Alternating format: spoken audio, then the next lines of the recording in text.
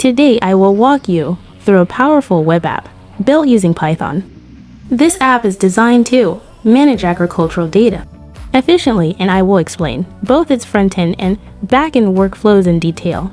For this project, we are using several essential Python libraries, including Streamlit for creating an interactive web interface, Base64 and IO for handling file encoding and downloads, MySql connector for connecting to a MySql database, Plotly Express for visualizing data interactively, pandas for managing and analyzing tabular data.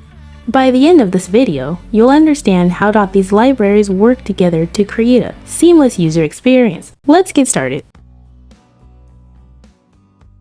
Main functions logic. What are session states in Streamlit? If logged in user not in AST.session state, condition if checks whether the key logged in user exists in AST.session state. AST.session state is used for managing state across user interactions, and sessions key logged in user represents a key value pair where logged in user is the key. It stores information about the current user such as username or user ID. Back-end logic. This check ensures that each user session has a unique and independent state. It helps in keeping track of user data across different requests or interactions. Front-end logic affects how the UI behaves depending on whether a user is logged in or not. For example, showing login forms versus personalized content. AST.sessionState.logged-in user equals none. Assignment equals initializes or resets the value of logged-in user to none. Purpose: if this is the first time a user visits the app or if there's no active session, this line sets up a default state. Back-end logic. This is important for session management, ensuring that there's a clear starting point before any authentication happens. Front-end logic determines whether to display login prompts or personalized content based on the user state. Let's analyze database connection and initialization code in detail. Let's break it down into front-end interaction, back-end processing, database operations, and workflow execution. First, let's see what happens when initialize database method is called in the main function. The first line calls the getConnection method with the parameter use database equals false. So let's see the execution flow of this line.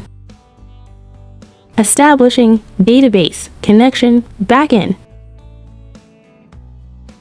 Function.getConnection use database equals true. This function establishes a connection to the MySql database. Use database equals true default connects to MySql with the database Prosperous Farmer used after the database is created. Use database equals false connects to MySql without selecting any database used before creating the database. Backend role uses MySql.connector.connect to create a connection to MySql.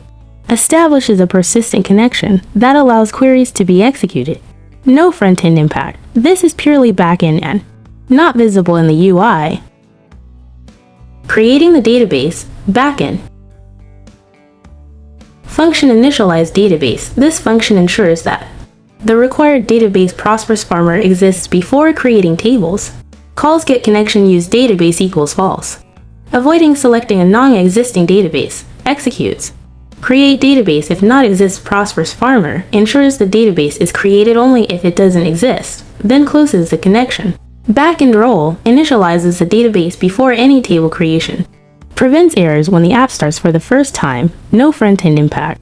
The user does not see this process. It happens in the background. Table creation and initialize database. Once the database exists, we connect to it and create tables.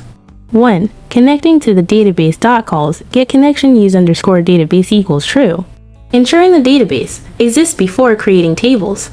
2. Creating the users table. Create table if not exist users. Creating the crops table stores agricultural data.